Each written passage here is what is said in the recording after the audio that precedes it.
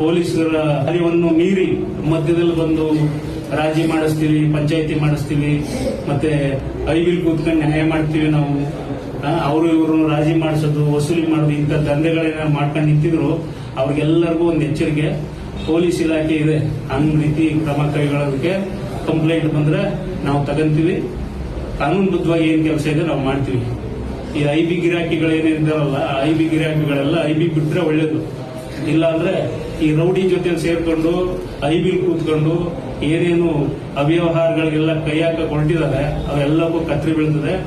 ಕಾನೂನುಬದ್ಧವಾಗಿ ಏನು ಕ್ರಮ ಆಗಬೇಕು ಎಲ್ಲ ರೀತಿ ಕ್ರಮಗಳನ್ನು ತೆಗೆದುಕೊಳ್ತೀವಿ. ಪೊಲೀಸ್ ಇಲಾಖೆ ಕಾನೂನುಬದ್ಧವಾಗಿ ಗಟ್ಟಿಯಾಗಿ ಕೆಲಸ ಮಾಡ್ತಾ ಇದೆ. ಯಾವುದೇ ರೀತಿಯ ರೌಡಿ ಚಟುವಟಿಕೆಗಳಿಗೆ ಟಿ ನರಸೀಪುರ ಪೊಲೀಸ್ ಠಾಣಾ ವ್ಯಾಪ್ತಿಯಲ್ಲಿ ಅವಕಾಶಗಳಿಲ್ಲ.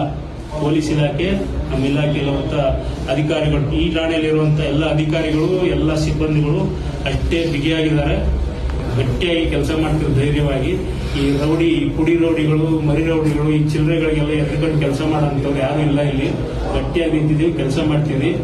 ಸಾರ್ವಜನಿಕರಿಗೆ ನೊಂದು ಬಂದವರಿಗೆ ನ್ಯಾಯ ಕೊಡ್ತೀವಿ. ಇಲ್ಲಿ ಪುಡಿ ರೌಡಿಗಳಿಗೆ ಏನು ದಂಧೆ ಮಾಡ್ಕೊಂಡು ನಿಂತಾರೆ ಇವರಿಗೆಲ್ಲ ಮರ್ಯಾದೆ ಸಿಗಲ್ಲ. ಕಾನೂನು ರೀತಿ ಏನ್ ಮರ್ಯಾದೆ ಸಿಗಬೇಕು ಆ ಮರ್ಯಾದೆನೇ ಸಿಗ್ತದೆ ಇವರಿಗೆ. ಇಂಥ ರೌಡಿ ಚಟುವಟಿಕೆಯಲ್ಲಿ ಯಾರು ಮುಂದುವರಿಯಕ್ಕೆ ಪ್ರಯತ್ನ ಮಾಡ್ತಾರೆ ಅಂತವ್ರಿಗೆಲ್ಲ ಇದೊಂದು ಸಂದೇಶ, ಸ್ಪಷ್ಟವಾದಂತಹ ಸಂದೇಶ, ಕಠಿಣವಾದಂತಹ ಕಾನೂನು ಕ್ರಮವನ್ನು ತೆಗೆದುಕೊಳ್ತದೆ ಪೊಲೀಸ್ ಇಲಾಖೆ. ಯಾರ್ಯಾರು ಈ ರೌಡಿ ಚಟುವಟಿಕೆಗಳಲ್ಲಿ ಮುಂದುವರಿಯೋಕೆ ಬಯಸ್ತಾ ಇದ್ದೀರಿ, ಪೊಲೀಸ್ ಇಲಾಖೆಯನ್ನು ಮೀರಿ ನಾವು ಮೆರೀಬಹುದು ಅಂತ ಏನು ಹೊರಟಿದ್ರಿ, ಕಾನೂನನ್ನ ಮೀರಿ ನಾವು ಮೆರೀಬಹುದು ಅಂತ ಏನು ಹೊರಟಿದ್ದೀರಿ, ನಿಮ್ಮೆಲ್ಲರೂ ಇದಕ್ಕೆ ಎಚ್ಚರಿಕೆ ಸಂದೇಶ.